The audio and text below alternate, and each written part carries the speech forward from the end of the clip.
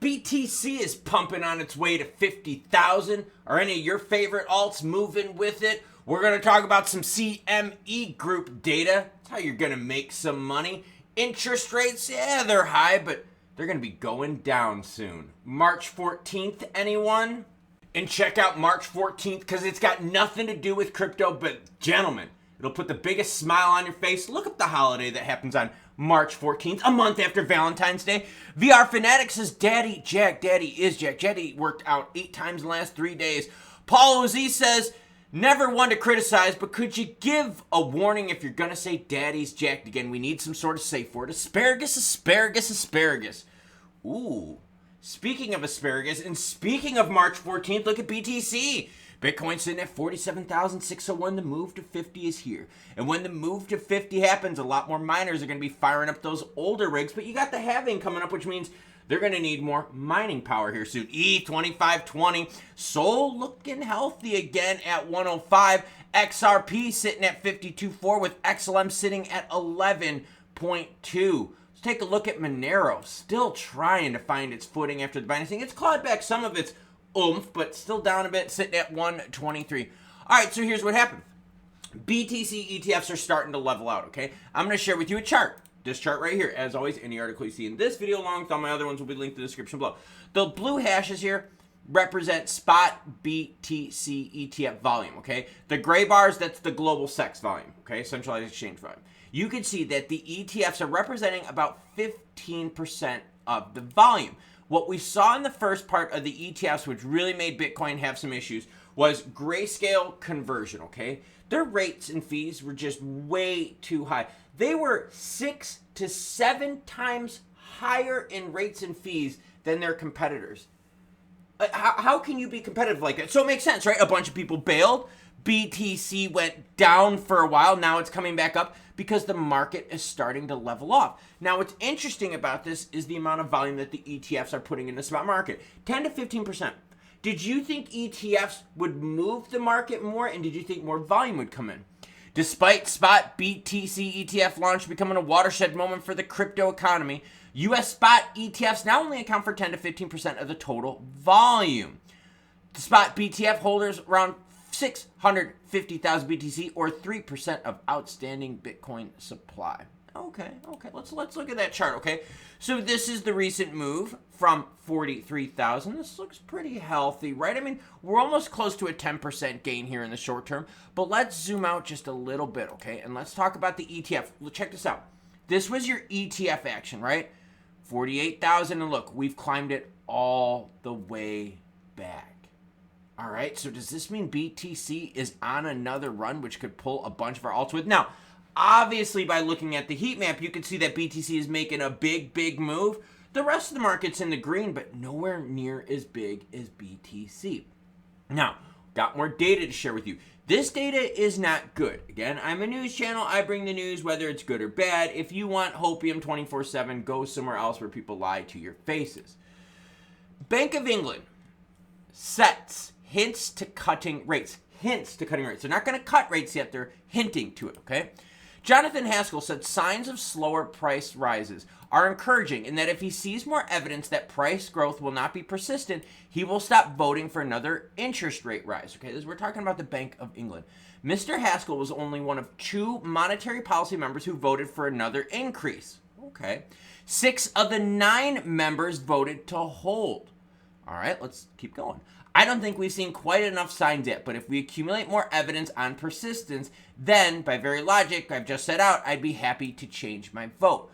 The data they're looking for is inflation CPI data, okay? The next big report comes out on February 13th. No, not March 14th. I'm serious. Look it up. It is a holiday that all gentlemen will really like, especially if you're not vegan, okay? Now, I'm going to admit there was a big change in the data, and this happened here over the last week. Were you following it? Because I share this data with you often, and I kind of wonder how many of you check this stuff out on your own. Look at this. This is the probability for the Fed cutting rates. We were talking about the March contract. This is the March 20 contract. See, March 14th is totally different. Look it up, I'm telling you. But the next one is May 1st.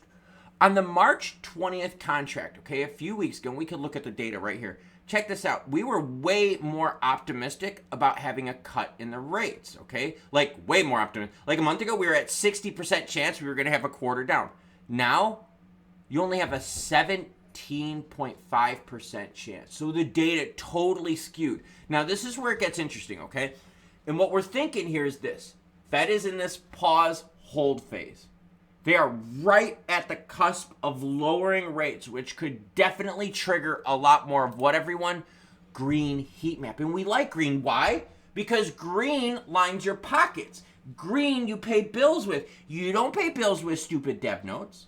You don't pay bills with stupid tokenization bullshit stats. You pay bills on BTC moving, bringing the rest of the market with it, and by central banks across the globe, Bank of England, the Fed, changing rates. Now watch what happens here, okay? So this bar right here represents the rates right now. Watch what happens when I switch to the May contract. Boom. The May contract right now has a 53% chance that we're going to have our first rate cut since the Fed has started jacking up rates. That's May. It used to be in March, now we're pushing it back to May. 10% chance that we're going to get 2 rate cuts by then. Dude, if that happens, you would have one in the March meeting and another one in May. You're not going to get a 50-point reduction. The Fed, you know how the Fed went up 75, 75, 75? They ain't going to come back that fast, like the 75 downs. No, they're going to go quarters, and they're just going to see how the data looks. Just like the Bank of England guy said, you know what? I'll change my vote once I see more data that's favorable. So what happened here as of late is you're seeing the Fed pivot, central banks across the globe, pivot more to the May to June contracts, okay? ETF action is leveling out, right? The outflows from grayscale because of their high fees gone away. So the Bitcoin sell-off, right, which we saw right here, has now leveled off. What did the low hit? 38,521. BTC is now roaring from then, up about 20% from that move, a little bit over 20%. We've got data pivoting, saying, you know what? We're going to have rates higher for longer, but cuts are right around the corner.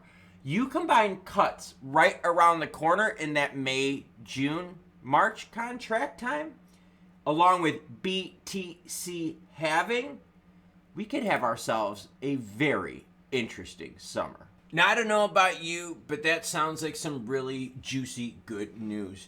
I think the part, though, that's not good is we started seeing a lot of the market price in the action for the March contract.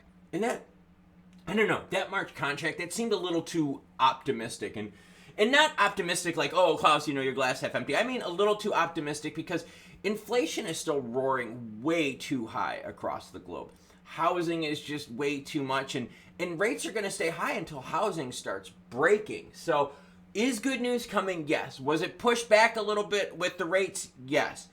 Did grayscale and all the ETFs level out and the outflows? Yes, they did. So now BTC is moving again, bringing the rest of the market with it. Now, some players in the market are pumping more than others. It happens. But the good news is we are starting to see more people in central bank roles across the globe say, you know what? We're getting ready to hit that trigger and lower rates. That's good news for all of us because that means a big change in injection in money, right? Because money would be cheaper. And if rates keep going down, that money gets cheaper, cheaper, and cheaper, which means investing in things like cryptocurrencies, other risky asset classes out there become more tolerable, more affordable. And that's good news for all of us.